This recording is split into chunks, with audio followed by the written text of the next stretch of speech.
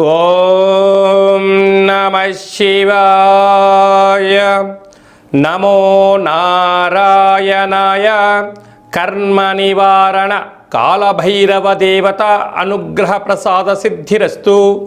16/4/2026 నుండి 30/4/2026 వరకు ద్వాదశ రాశిలో గ్రహ గమనాలను అనుసరిస్తూ ఎలా ఉందో తెలుసుకుందాం. ద్వాదశ రాశిలో గ్రహ గమనాలని తెలుసుకుందాం. మేషరాశిలో ఏడాది తర్వాత రవి భగవానుడితో కూడుకున్న శుక్ర భగవానుడు, మిథున రాశిలో దేవగురు బృహస్పతి సంచార స్థితి, సింహరాశిలో కేతు సంచార స్థితి, కుంభరాశిలో రాహు సంచార స్థితి, మీనరాశిలో కుజుడు బుధుడు శని సంచార స్థితితో ద్వాదశ రాశుల్లో గ్రహ గమనాలు ఈ విధంగా ఉన్నాయి. మీనరాశి వారికి శ్రీ పరాభవన సంవత్సరంలో అద్భుతమైన యోగదాయకం ఉండినను ఆదాయ వ్యయాలు చాలా అద్భుతంగా ఉన్నాయి. కాకపోతే ఒకవైపు ఏలనాటి శని మధ్యమ సంచార స్థితి ఉండగా, ఏడాది తర్వాత రవి భగవానుడు ధనావాకు కుటుంబ స్థానం సంచారం చేయనప్పుడు చైత్రమాసంలో వచ్చే మొదటి అమావాస్య సందర్భంగా దోషాన్ని ఎలా తొలగించుకొని ఐశ్వర్యాన్ని ఎలా పొంది జీవితాన్ని ఎలా సువర్ణమయం చేసుకోవాలో ఈ వీడియోలో సవివరంగా సంపూర్ణంగా తెలుసుకుందాం. మీనరాశిలో ఏ నక్షత్రాలు వస్తాయనగా పూర్వభాద్ర నక్షత్రంలోని చివరి పాదమైన 4వ పాదము, ఉత్తరాభాద్ర నక్షత్రంలోని 4 పాదాలు, రేవతి నక్షత్రంలోని 4 పాదాలు కలిపితే మీనరాశి. రాశాధిపతి దేవగురు బృహస్పతి. వీరికి రాశిలోనే కుజుడు సంచారం చేయడం కుజదోషం, రాశిలోనే బుధుడు ఉన్నాడు యోగం, అక్కడే శని భగవానుడు ఉన్నాడు దోష ప్రభావం చాలా అధికంగా ఉంటుంది. ఏడాది తర్వాత ఈ యొక్క రవి భగవానుడు సంచారం చేయడం శుక్రుడు ఉండడం వలన ఉన్నతమైన విద్య ఉద్యోగ విదేశీయాన ప్రయాణాల్లో అనేక రకాలమైనటువంటి అసమానతత్వం కలుగుతూ ఉంటుంది. ఉద్యోగం చేయాలా వద్దా, మార్పు చెందాలా వద్దా, నేను ఈ ఉద్యోగం నుంచి మరో ఉద్యోగం మార్పు చెందాలా వద్దా అనేది చాలామంది ఊగిసలాడుతుంటారు. అదే కాకుండా విద్యార్థులు ఈ కోర్సులోంచి మరొక కోర్సులకు వెళ్తే ఎలా ఉంటుంది, భవిష్యత్తులో ఎలా ఉంటుంది, ఏ టెక్నాలజీ లాంటివి వచ్చిన తర్వాత ఈ చదువులకు ఈ ఉద్యోగాలకు ముగింపు పలికితే ఎలా ఉంటుంది అనేది చాలామంది అనేక రకాలైనటువంటి సమస్యలతో సతమతమవుతున్నారు. కనుక అదే కాకుండా అర్ధాష్టమ గురువు ఇలాంటి కాల సందర్భంలో మీ యొక్క మానవుని యొక్క శరీరంలో అనహత చక్రానికి సంబంధించినటువంటి శ్వాస సంబంధించినటువంటి నరాల బలహీనత, అసలే ఇది వేసవికాలం అవ్వడం వలన దూరావాయు జల ప్రయాణం చేసేటప్పుడు ఎన్నో జాగ్రత్తలు అవసరం. తగు ఆహారము నాణ్యతతో కూడుకున్నటువంటి విద్య అవసరం అని చెప్పి కూడా మీరు నేర్చుకోగలగాలి. కనుక ఇలాంటి కాల సమయంలో ఆవుకు కుక్కలకు సాధు సంతులకు నీటిని ఆహారాన్ని దానం చేయడం వల్ల సకల దోషం తొలగి ఐశ్వర్యం కలుగుతుందని చెప్పి గమనించాలి. తెలుగు ఉగాది ప్రారంభమైన తర్వాత వచ్చినటువంటి మొట్టమొదటి అమావాస్య సందర్భంగా, అది కూడా ఎన్నడూ లేనటువంటి విధంగా అమావాస్యతో కూడుకున్నటువంటి శుక్రవారం, అందులో రేవతి నక్షత్రంతో కూడుకున్న అమావాస్య సందర్భంగా ఈ తెలుగు ఉగాది అంతనూ కూడా అసలే ఇది వేసవికాలం అవ్వడం వలన మనము విశేషంగా అమావాస్య తిథి యందున అమ్మవారిని, కాళీశక్తి స్వరూపాన్ని, కాళభైరవ స్వామివారిని స్మరిస్తూ ఉంటాం. కనుక ఈ సంవత్సరము పరాభవనమ సంవత్సరము, రాజు దేవగురు బృహస్పతి అయ్యాడు. కనుకనే మరి ఈ సంవత్సరం అంతనూ కూడా ఎలాంటి అవమానాలు జరగకుండా ఉండాలి అన్నట్లయితే ఈ శుక్రవారం రోజున అమావాస్య తిథి యందున రాత్రిపూట అనగా మనకు సాయం సంధ్య దాటిన తర్వాత, అంటే మనకు ఇది వేసవికాలం అవ్వడం వలన 6:30-7 తర్వాతనే మనకు చీకటి పడుతూ ఉంటుంది. మనకు చీకటి పడ్డాక శుక్రవారం పూట ఇంటి సింహద్వారాల దగ్గర కానీ, ఫ్యాక్టరీల యందు కానీ, కర్మాగారాల యందు కానీ ఒక అష్టదళ పద్మాన్ని వేసి నింబకుసుమాన్ని అంటే నిమ్మకాయను సగభాగాన్ని కోసి దీపాన్ని వెలిగించడము, మీ మనసులో ఏదైతే కోరుకుంటారో అద్భుతమైన విజయాన్ని సాధించడం జరుగుతుంది.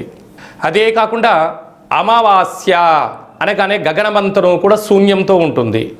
మనము ఆ రోజు శుక్రవారం రోజు అవ్వడం వలన రాత్రిపూట అంటే మనకు 7 నుంచి 12 లోపల వరకు ఎవరికి మనకు ఖాళీ సమయం దొరికితే ఆ సమయం అంతను కూడా ఒక వెడల్పాటి పాత్రలో పచ్చి పాలను, అంటే పాలను కొన్న పాలైనా ఆవు పాలైనా గేదె పాలైనా ఏదో పాలను పోసి గగనాన్ని అనగా ఆకాశాన్ని పాలలో వీక్షింపచేసి మీ మనసులో ఏదైతే కోరిక ఉందో కోరుకొని ఈ పాలను పిల్లికి కానీ కుక్కకు కానీ వృక్షానికి కానీ పొయ్యడం వలన పంచభూత ఆశీస్సులు కలిగి మనం ఏదైతే అనుకుంటామో ఈ సంవత్సరంలో పరాభవనామ సంవత్సరము కనుక ఎవరికి అవమానాలు లేకుండా సూర్య చంద్రాదులు ఎంత విజయాన్ని కలిగిస్తూ మనకు భూమండలం మీద వెలుగును ప్రసాదింపజేస్తారు. పగటిపూట సూర్యుడు, రాత్రిపూట చంద్రుడు చల్లదనాన్ని ఎలా వెదజల్లుతూ ఉంటారో మనిషి యొక్క జీవితంలో కూడా అంతే విజయం కలుగుతుందని చెప్పి గమనించాలి. ఈ చిన్న కార్యక్రమాన్ని ఆచరింపచేద్దాం. మొదటి అమావాస్య కార్యక్రమ సందర్భంగా కాలాన్ని శాసింపజేసే శక్తి కాలభైరవుడికి ఉంటుంది. కాలభైరవ స్మరణ, ధ్యానము, కుష్మాండ దీపం వలన లక్ష్మీ కటాక్షం కలిగి అఖండ రాజయోగం కలుగుతుందని చెప్పి కూడా గమనించగలగాలి. అలాగనే మనకు 18వ తారీఖు నుంచి వైశాఖ మాసం ప్రారంభము. వైశాఖం అనగానే మనకు విశేషమైనటువంటి పండగలకు కేంద్ర బిందువు. మనకు వచ్చేటువంటి విధియ అక్షయ తృతీయ. ఈ అక్షయ తృతీయ నాడు ఏం పనులు ఆచరింప చేయాలి అన్నట్లయితే సూర్యోదయపు మునుపు లేచి మంగళ స్నానం ఆచరింప చేసుకొని సూర్య నమస్కారం చేసుకొని మట్టి కుండలో నీటిని ఏర్పాటు చేసుకొని మట్టి కుండలో ఆహారాన్ని వండి బ్రాహ్మణుడికి కానీ సాధు సంతువులకు కానీ మట్టి కుండతో నీటిని దానం చేసినట్లయితే ఐశ్వర్యం కలుగుతుందని చెప్పి గమనించాలి. అలాగనే మనము ఇది కలియుగం. కలికాలంలో మనిషి యొక్క జీవన గమనం అద్భుతంగా కలగాలంటే కాసు మీద ఆధారపడి ఉంటుంది. కాసు అనగా బంగారు. కనుక లక్ష్మీమాత సువర్ణ స్వరూపంలో ఉంటుంది.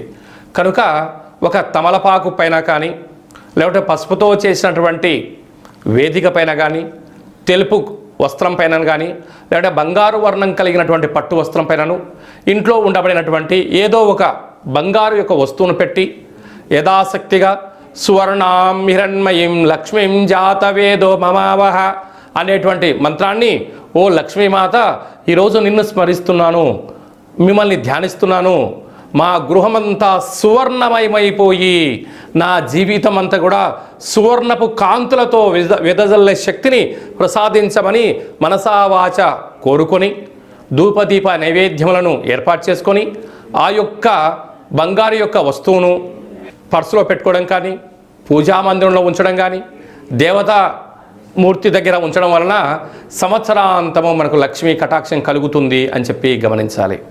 అలాగనే వైశాఖ మాస శుద్ధ పంచమి శంకర జయంతి. ఈ భూమండలానికి అంతను కూడా ఆధ్యాత్మిక భక్తితత్వాన్ని ప్రసాదించే మహానుభావుడి యొక్క జయంతి కనుక తెలిసి ఓ నమ శివాయ అన్న, తెలియక ఓ నమ శివాయ అన్న, జయ జయ శంకర అని అన్న అఖండమైనటువంటి ఆ పరమేశ్వరుడి యొక్క కృప కటాక్ష వీక్షణ కలుగుతుందని చెప్పి గమనించాలి.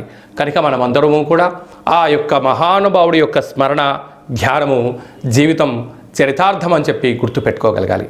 వైశాఖ మాసంలో వచ్చేటువంటి శుద్ధాష్టమి, కాలాష్టమి అంటే కలియుగ కాలంలో కాలం మనకు అనుకూలంగా ఉండాలన్నా, కాలాన్ని చేసే శక్తి మనకు ఉండాలన్నా, సకలమైనటువంటి ఐశ్వర్యం మనకు కలగాలన్నా, సకలమైనటువంటి కాలభైరుడు యొక్క ఆశీస్సుల కోసము మనము కాలభైరవ స్మరణ ధ్యానము కూష్మాండ దీపం పెట్టడం వల్ల సకల అష్ట కష్టాలు తొలగిపోతాయని చెప్పి గమనించాలి.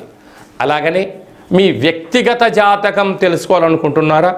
మీ యొక్క పేరు, పుట్టినటువంటి తేదీ, నెల, పుట్టినటువంటి సంవత్సరము, సమయము రాసి ఈ కింది వరకు వాట్సాప్ ద్వారా మీరు పంపించగలిగినట్లయితే 100 సంవత్సరాల జాతకాన్ని రాసి పంపించి మీరు పుట్టినప్పుడు గ్రహ గమనాలు ఎలా ఉన్నాయి, ప్రస్తుతం ఎలా ఉంటున్నాయి, ఈ పరాభవన సంవత్సరంలో ఎలాంటి విజయాలు పొందాలో తెలియచేస్తూ రాబోయేటువంటి కాలంలో అద్భుతమైన యోగాలను దోషాలను తెలియచేస్తూ మీ యొక్క జీవితంలో సువర్ణమయంగా కావాలని కోరుకుంటున్నాం కనుక ఈ కేంద్రంలో సంప్రదించి తెలుసుకోగలరు. అలాగే చాలామందికి డేటా బర్త్లో లేనటువంటి వారికి మీ పేరు యొక్క మొదటి అక్షరాన్ని అనుసరిస్తూ రాశిని తెలియచేస్తూ రాశి యొక్క స్థితిగతులను తెలియచేస్తూ గవళ ద్వారా కాళభైరవ ఉపాసన చేత భూత భవిష్యత్ వర్తమానాన్ని తెలియజేయడం జరుగుతుంది. కనుక ఈ కింది నెంబర్ని అపాయింట్మెంట్ తీసుకొని సంప్రదించగలరు. అందరికీ శుభం, జయం, లాభాన్ని కలగాలని కోరుకుంటూ మనసారా ఆశీర్వచనం. భైరవం రక్షంతు.